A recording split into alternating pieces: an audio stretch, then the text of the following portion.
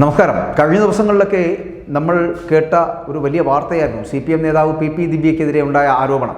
PP ദിവ്യ ആരും മറന്നിട്ടില്ല എന്ന് ഞാൻ വിശ്വസിക്കുന്നു. കാരണം നവീൻ ബാബുവുമായി ബന്ധപ്പെട്ട് വരുന്ന വാർത്തകളിലൊക്കെ നിറഞ്ഞു നിൽക്കുന്ന നിറസാന്നിധ്യമാണ് PP ദിവ്യ. അപ്പോൾ ഇവിടെ CPM നേതാവ് PP ദിവ്യക്കെതിരെ ആരോപണവുമായിട്ട് KSUവിൻ്റെ സംസ്ഥാന വൈസ് പ്രസിഡൻ്റായിരുന്ന അല്ലെങ്കിൽ വൈസ് പ്രസിഡൻ്റായിട്ടുള്ള P മുഹമ്മദ് ഷമാസ് രംഗത്ത് വന്നിരുന്നു കഴിഞ്ഞ ദിവസം വീണ്ടും. അപ്പോൾ അതിന് ഒരു മറുപടി കൊടുക്കുവാൻ ദിവ്യ തയ്യാറെടുത്തത്, അല്ലെങ്കിൽ ദിവ്യ കൊടുത്ത മറുപടി ഫേസ്ബുക്ക് പോസ്റ്റിലൂടെ. ആ പോസ്റ്റ് ഒന്ന് നോക്കാം. അതിങ്ങനെയാണ്: ഞാൻ കണ്ടു വളർന്ന നേതാവ്, എന്തൊക്കെ ആരോപണങ്ങൾ വരുമ്പോഴും രാഷ്ട്രീയ എതിരാളികൾ വളഞ്ഞിട്ടാക്രമിക്കുമ്പോഴും മടിയിൽ കനമില്ലെങ്കിൽ നമ്മൾ ഭയക്കേണ്ടതില്ല എന്ന് പഠിപ്പിച്ച നേതാവ്. കഴിഞ്ഞ 25 വർഷത്തിലധികമായി ഒരു മാധ്യമ പരിലാളനയിലും വളർന്ന നേതാവല്ല സഖാവ് പിണറായി. എൻ്റെ പാഠപുസ്തകത്തിലെ ഹീറോ. അഴിമതിയെക്കുറിച്ച് മാത്രം സ്വപ്നം കണ്ട് നടക്കുന്നവർക്ക് കാണുന്നതെല്ലാം അതുതന്നെയെന്ന് തോന്നുന്നത് സ്വാഭാവികമാണ് എന്നും, അലക്കിത്തേച്ച വെള്ളവസ്ത്രവും 4 പേപ്പറും കയ്യിൽ വെച്ച് 4 മാധ്യമങ്ങളെ കാണുമ്പോൾ പറയുന്ന വിടുവായത്തത്തിന് ഓരോന്നും മറുപടി പറഞ്ഞ് സമയം കളയുന്നില്ല എന്നും കുറിച്ചു വച്ചിരിക്കുന്നു. കോടതിയിൽ പാക്കണം എന്നുകൂടി ആ ഫേസ്ബുക്ക് പോസ്റ്റ്. പക്ഷേ PP ദിവ്യക്കെതിരെ ആരോപണവുമായിട്ട് KSUവിൻ്റെ സംസ്ഥാന വൈസ് പ്രസിഡൻ്റായിട്ടുള്ള P മുഹമ്മദ് ഷമാസ് വീണ്ടും എത്തിയപ്പോൾ എന്തുകൊണ്ടോ ദിവ്യയ്ക്ക് മറുപടി കൊടുക്കേണ്ടി വന്നു. ജില്ലാ പഞ്ചായത്ത് പ്രസിഡൻ്റായിരിക്കെ PP ദിവ്യ കണ്ണൂർ ജില്ലാ നിർമ്മിതി കേന്ദ്രയ്ക്ക് 10.47 കോടി രൂപയുടെ നിർമ്മാണ കരാറുകൾ നേരിട്ട് നൽകി, അല്ലെങ്കിൽ അത്തരത്തിലൊരു സംവിധാനം ഉണ്ടാക്കി എടുത്തിട്ടുണ്ട് എന്നാണ് മുഹമ്മദ് ഷമാസിൻ്റെ ആരോപണം. ജില്ലാ കളക്ടർ ചെയർമാനും PP ദിവ്യ ഗവേണിംഗ് ബോഡി അംഗവുമായിട്ടുള്ള ജില്ലാ നിർമ്മിതി കേന്ദ്രയ്ക്കാണ് കോടികളുടെ അല്ലെങ്കിൽ കരാർ പ്രവൃത്തികൾ നേരിട്ട് ലഭിച്ചത് എന്നുള്ളതാണ്.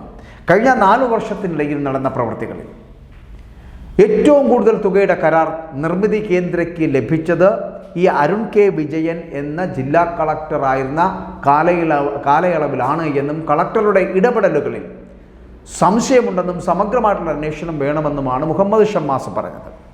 അതായത് ഈ PP ദിവ്യയ്ക്ക് വേണ്ടി കളക്ടർ വഴിവിട്ട് സഹായങ്ങളൊക്കെ ചെയ്തോ, ഒപ്പം തന്നെ ദിവ്യയുടെ ബിനാമി ഇടപാടുകൾക്ക് കൂട്ടുനിന്നോ എന്നുള്ളതടക്കമുള്ള കാര്യങ്ങൾ അന്വേഷിക്കണമെന്നാണ് ഷമാസിൻ്റെ ആവശ്യമെന്ന് പറയപ്പെടുന്നത്.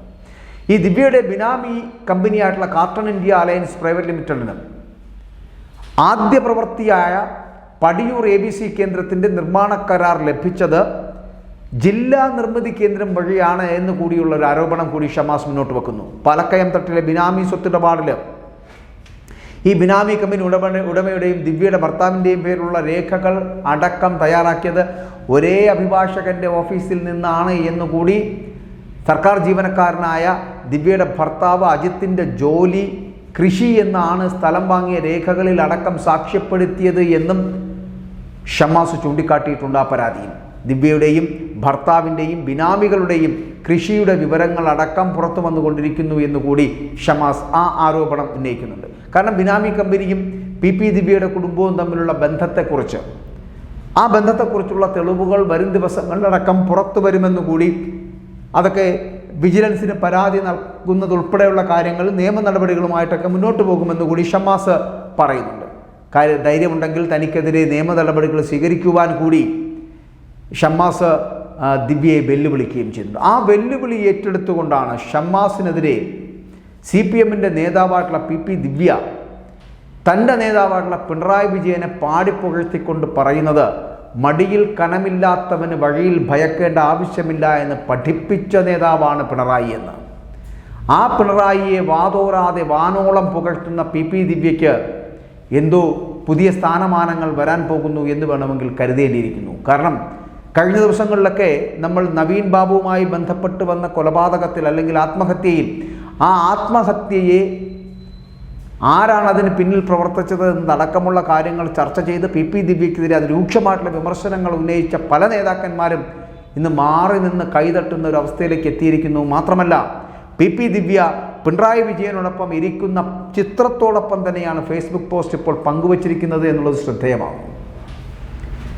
PP ദിവ്യയെപ്പോലുള്ള ഒരു നേതാവിനെ ഒന്നും ഒരിക്കലും താഴേക്ക് തള്ളിയിടുവാൻ പിണറായി വിജയനെപ്പോലുള്ള നേതാക്കൾ തയ്യാറാവില്ല എന്നുള്ളതിൻ്റെ സൂചനയാണ് PP ദിവ്യ ഇപ്പോൾ ഈ പിണറായി വിജയനെ വാനോളം പുകഴ്ത്തിയിരിക്കുന്നത് കൊണ്ട് നമ്മൾ മനസ്സിലാക്കേണ്ടത്.